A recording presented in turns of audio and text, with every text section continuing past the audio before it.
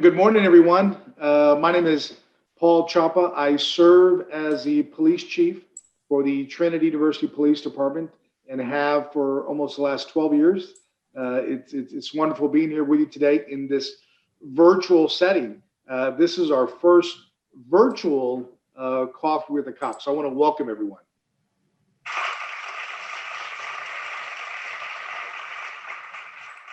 Cheesy, right? That's what it's all about. What we wanted to do was talk about what this webinar is about today. And it's basically just engaging with our community members, letting them know that we're here.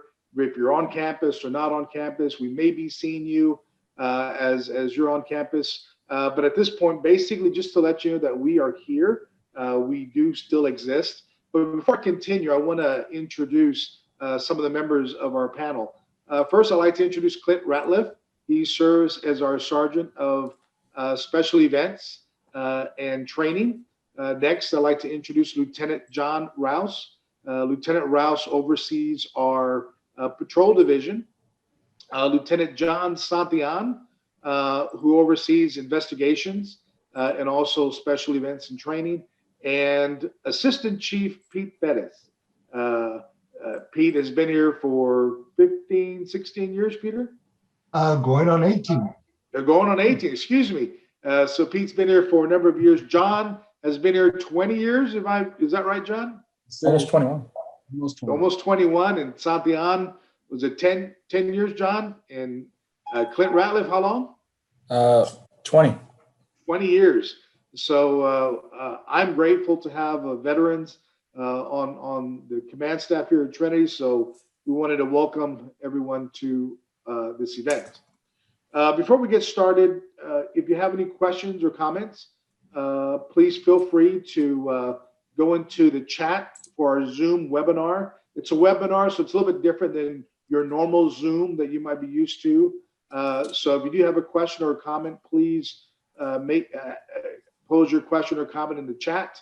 And Sergeant Ratliff is monitoring the chat, and we'll be able to share some of the comments or questions here soon enough in the presentation. We've been here during this pandemic since it began back in March.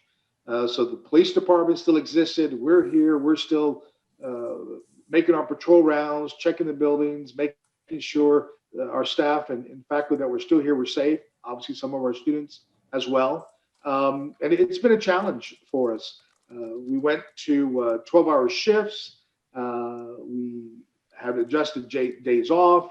We had to make some adjustments in our patrol methods, but it's worked. And I just wanted to just say thank you to the men and women of the Trinity University Police Department and the work that they've done and the commitment that they've had over these last number of months, because they still have their families that they have to look after and still know, and the family knew that they were coming to work possibly being exposed as we were in the height of this pandemic. So I just want to congratulate them and thank them for a job well done. And we still continue in this fight against this pandemic. As you know, we are full service police department. We are here for you. We're 24 hours a day on patrol. We have a 24-hour dispatch center to receive your calls and any information that or questions or concerns that you may have. So we are here for you.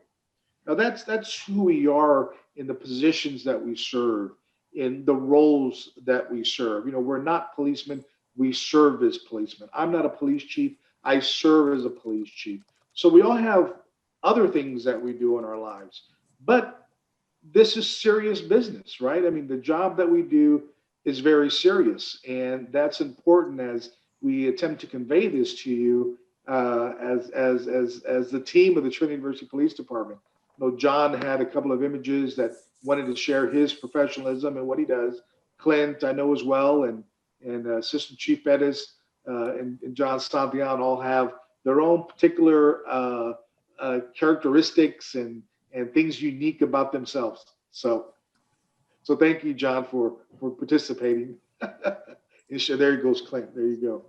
But what we wanted to do, we were working on a video these last couple of months on how do we engage our community, letting them know who we are as a department. We all have heard and have seen the national climate, about police and all the terrible things that are happening across our nation. But we want to try to connect with our community, let them know who we are. So Clint, could you roll that bean footage? Will do, sir.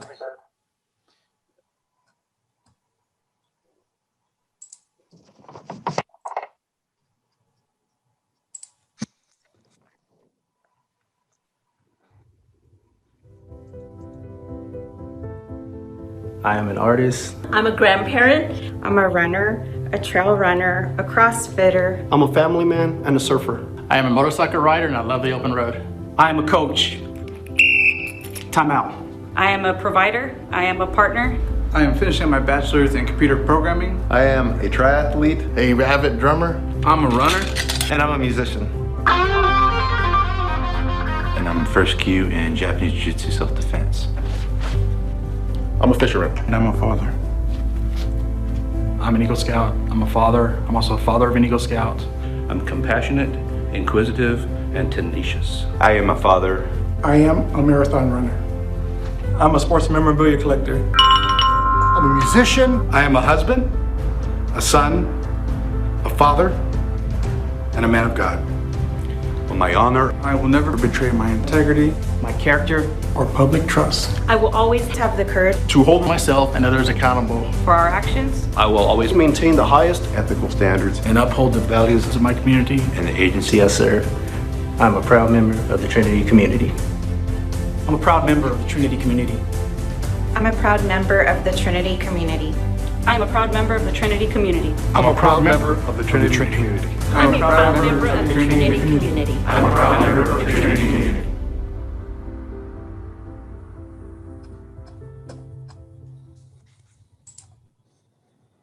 Thank you for sharing that, Clint. It was turned out to be a better project than we imagined. Getting the officers together to kind of talk about who we are as individuals, the roles that we serve, the families that we go home to, our children, our wives, our other family members. It was great to kind of piece that together and to share that with our community. And knowing that this is part of our lives. You know, we have so many other responsibilities, just like you do, just like our students do, and our faculty and staff. So we are a part of this community, not a part, right? If you will. So at this point, I'd like to turn this over to Assistant Chief Pete Bettis. He's going to talk about our website that has a number of different resources, talk about some of our presentations, and then John Rouse, who is wearing our new hat that we're going to be having the officers wear on duty. And then John Santillan, Lieutenant Santillan, will talk about some investigations and other things that we've been experiencing here on campus as well. So Pete Bettis, take it away. Yes, sir. Yes, sir. Thank you, Chief, and welcome everyone. First and foremost, happy Veterans Day for all you veterans out there. Thank you for your service. We really appreciate it, and have a great day with that. Again, while Sergeant Ratliff is getting the website prepared to get it up, I know these are crazy times, and we wish we could be there in person to do these promotions like we usually do, but with some hot coffee and pastries and having a one-on-one conversation. But hey, we do what we have to do in these times and for the well-being of everyone. So we want to make sure we're safe and you're safe as well. We have many things to offer on our website, as Chief mentioned. I want to cover a few things that during this time and some key points that if you haven't looked into our website, please do. We have so much things to offer that there's times that we talk to students, faculty, and staff, and they don't realize we even offer it. So please do, when you have a chance, go to our website.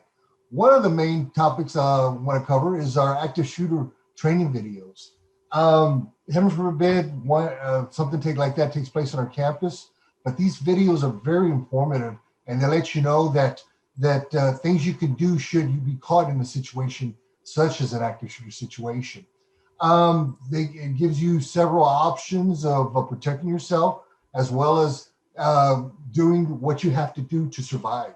The most important aspect what we push with these videos and trainings in these type of situations is survival mindset. So what you have to do is just look at these videos, realize what you have to work with, and you go for it. You do survive. We usually we do these presentations every semester. One for faculty and staff and one for students. We usually do it at the beginning of the semester, the fall and the spring semester, of course, to get the word out on these trainings. So if we ever get a chance, or as times get better, when we get to go one-on-one again, please take advantage of when we promote these videos or promote these presentations that we do on these active shooter situations. Again, we just wanted you to better prepare yourself should you have yourself in these situations. Another aspect I want to cover is our Train Alert emergency test system. If you haven't already, please sign up for the Train Alert. Ensure you register your phone, and usually they do that with faculty and staff at the beginning when they're hired, and students when they get here. What that is that it's important information that you get should, heaven forbid, again, a bad situation occur on campus. This is your line of where you can get firsthand information or instructions on what to do with wherever the emergency is taking place.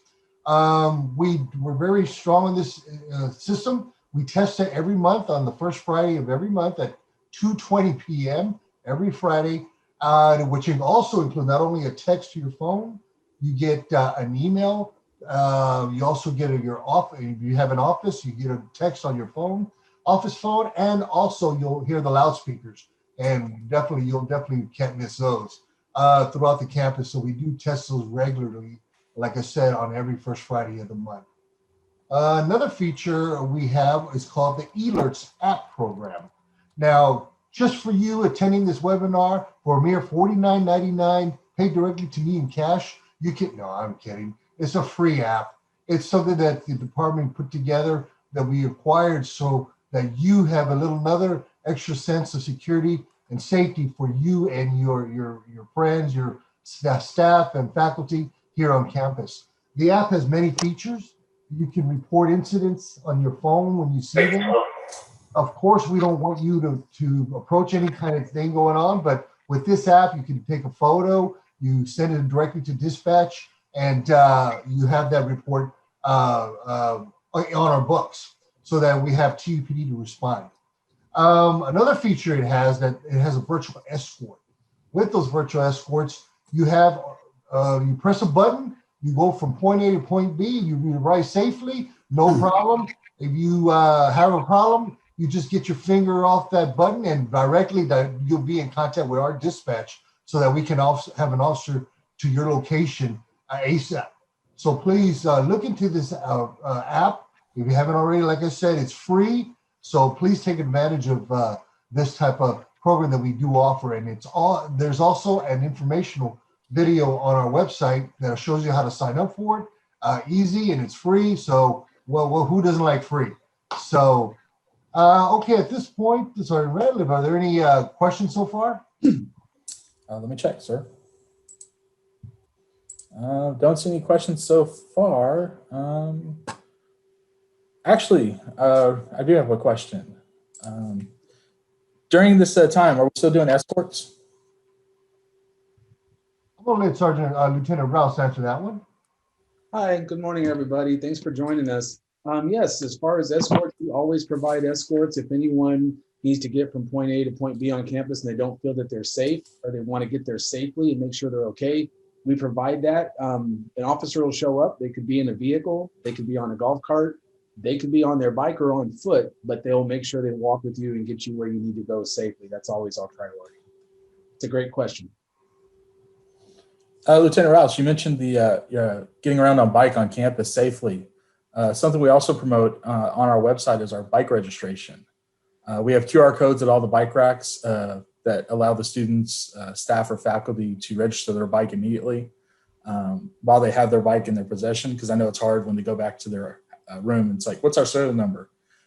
So right by the bike rack, if they scan the QR code, it takes you to the bike registration page, which we really encourage that. And we also encourage securing your bikes with using a U-lock style lock instead of like the typical cable lock we see. Let me go back to see if any more questions. Stand by.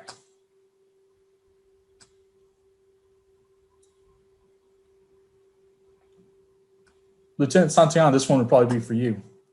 How are we doing reports during the COVID time?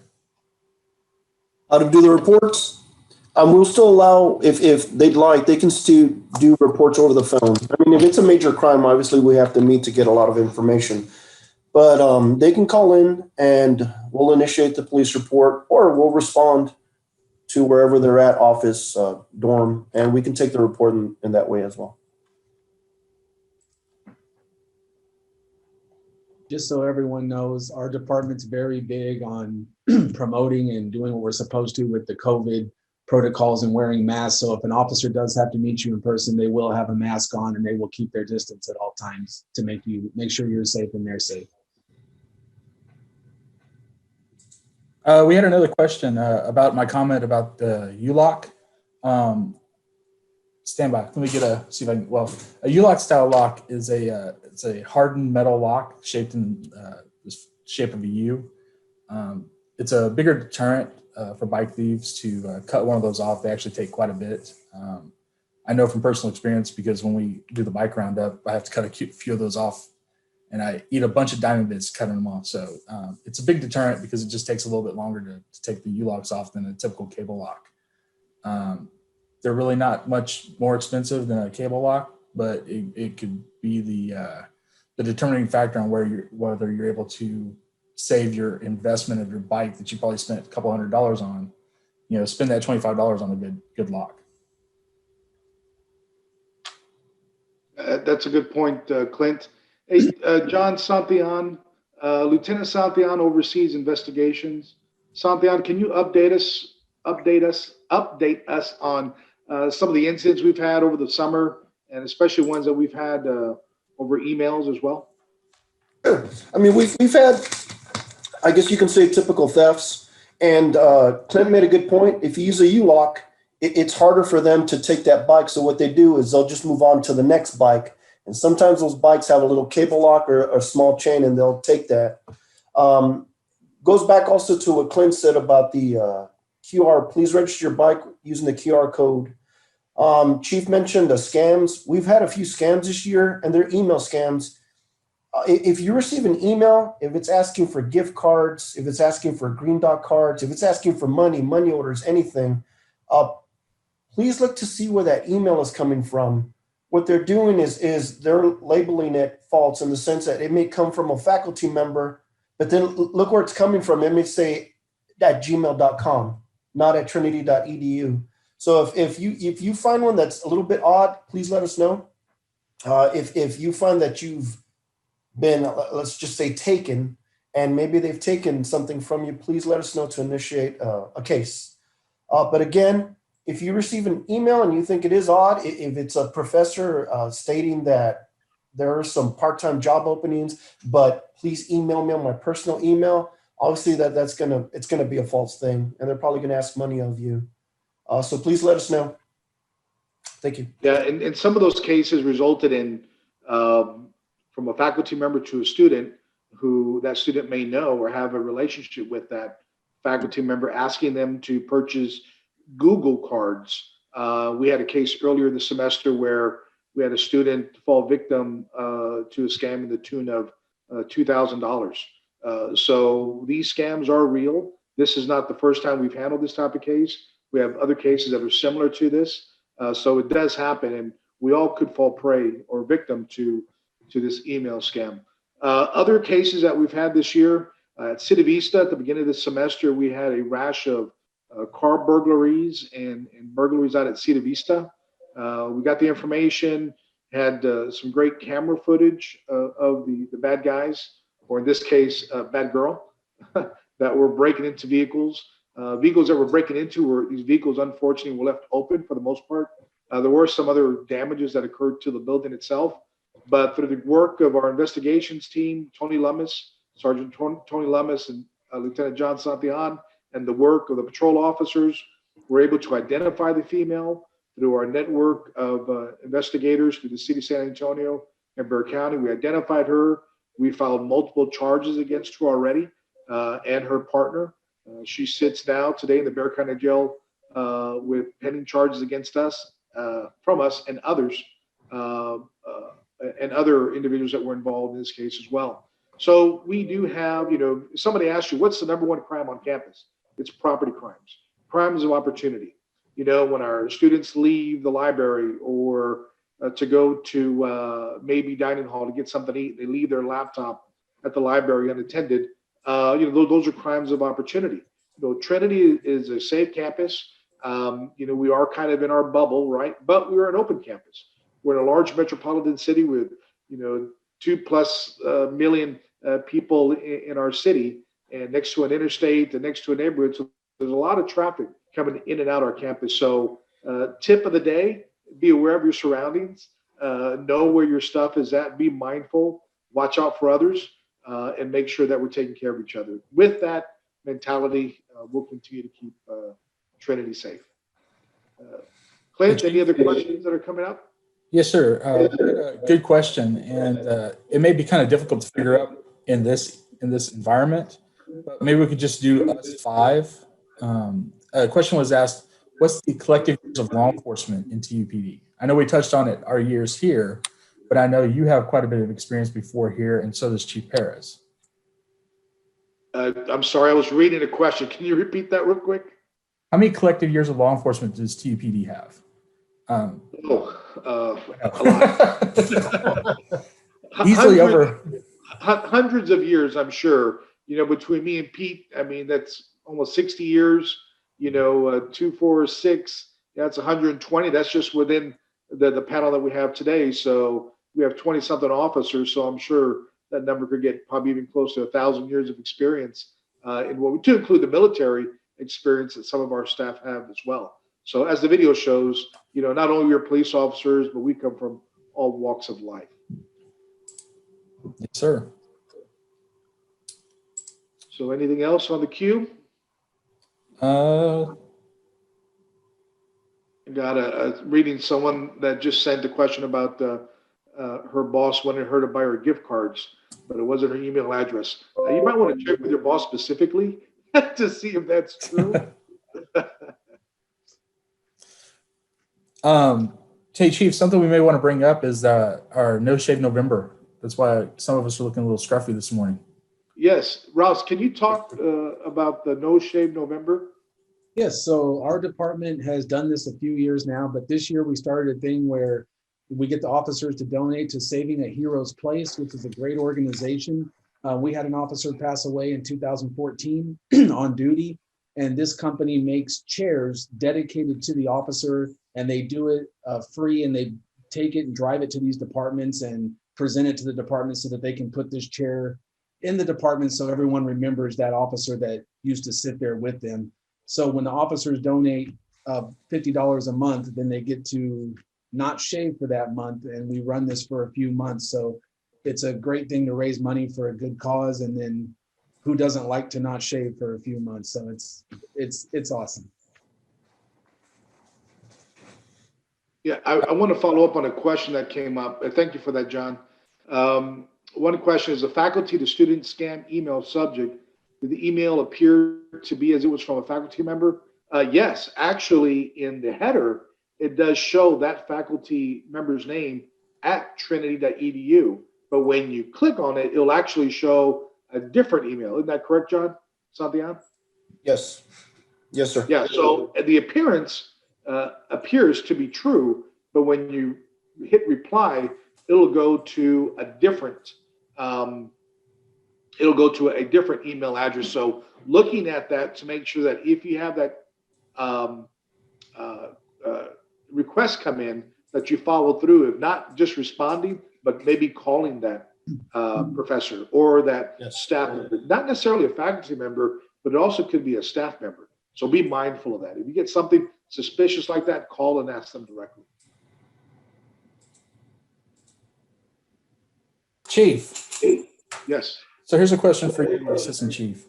So since we don't have everyone on campus, and so parking has really not been an issue this semester, is it still important for everyone to have a parking permit?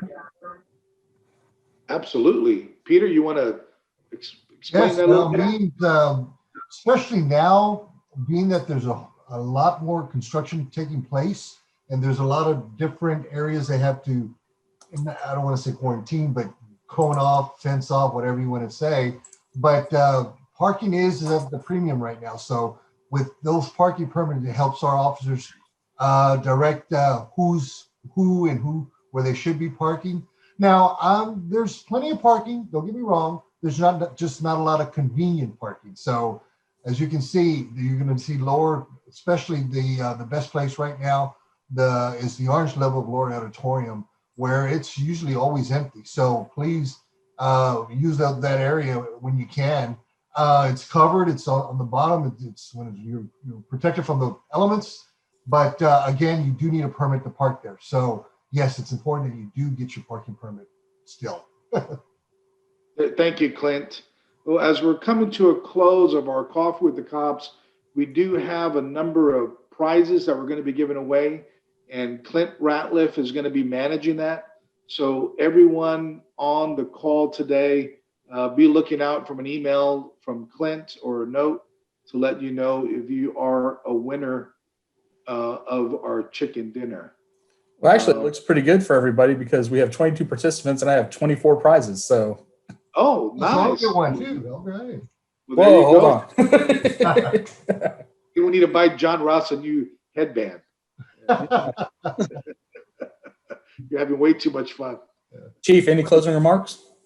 Yes. Well, ladies and gentlemen, as Assistant Chief Pettis mentioned earlier, happy Veterans Day for the ones that are veterans or family members that are veterans. Thank them and thank you for your service. We appreciate you. The men and women of the Trinity University Police Department are part of the community. We are engaged in the community. We are TU, right, as our video states, and we are definitely here to serve you in any way that we can.